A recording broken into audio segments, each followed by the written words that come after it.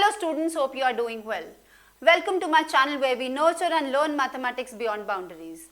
In today's video, we are going to have a look at the real life business problems where we apply integrals. Yes, you are right, the cost and revenue functions. So suppose you are going to start your own business. What are the three most obvious questions that come to your mind? Number one, what is the cost involved in setting up the business or running it? Number two, how much revenue you are going to generate after producing certain products? And number three, the most important question is when you are going to reach your break-even point, when your investment becomes equal to your revenue and you start making profit thereafter.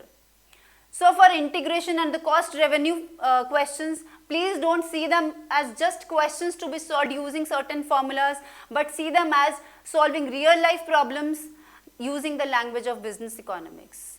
So let's start with the basics. What is cost? Whenever you are producing certain products, there is some cost involved in producing that product. So the cost function is a function of the quantity that you are going to produce, and when you differentiate this cost function in a small interval, then you get the marginal cost. That means when you are finding this cost value for a very small quantity to be produced, then that is called marginal cost. So the inverse of this is when you integrate this marginal cost, you get back your cost function. Understood?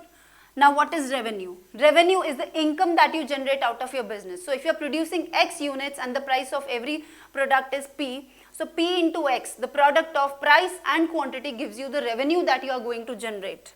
Now when you differentiate this revenue function, again when you find this value for a very marginal range, then you get the marginal revenue. And the inverse, when you integrate this marginal revenue, you again get back your revenue function.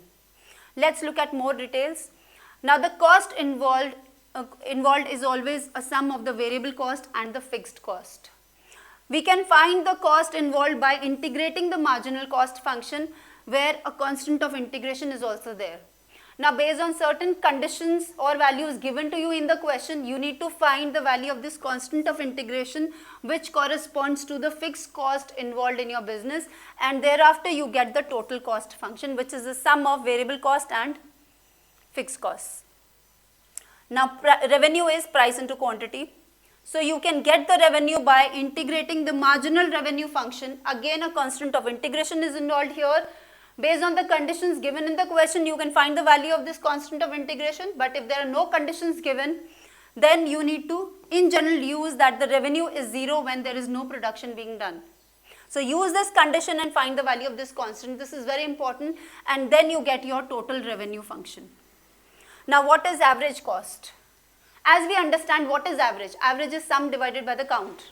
So the average cost is the total cost divided by the quantity. And what is average revenue? Total revenue divided by the quantity gives you average revenue. So Px divided by x, x gets cancelled, so it is P. So that means the price per unit is called average revenue. Now let's have a look at very important word, that is demand. What is demand? Is demand same as price or is price same as demand? Many children get confused between price and demand when they are solving the questions. So please understand, price and demand are two different things. Price is the cost of one unit that the consumer is going to pay, and demand is the need or the demand in the market for which you are producing the product. So if you look at this price and quantity curve, the demand curve, higher the price, higher the demand, lower is the price, or lower the demand, higher is the price. What does this mean? Let's relate it to real life. For example, we refer to casual t-shirts that we wear. So the demand in the market is very high, everyone needs clothes to wear, so it is a normal demand for any common man. So the demand is high, the cost of production or the cost of that product becomes low. And if we talk about exclusive designer wear designed for certain specific occasions, then the demand is low because it is catering to the needs of certain segments of the society and also specific occasions that are not there throughout the year. So demand being low increases the price, so the price becomes high. So demand and price, they are inversely related. So that means the price of any product is defined by the demand of that product in the market, and revenue is just the product of price and quantity, that's it.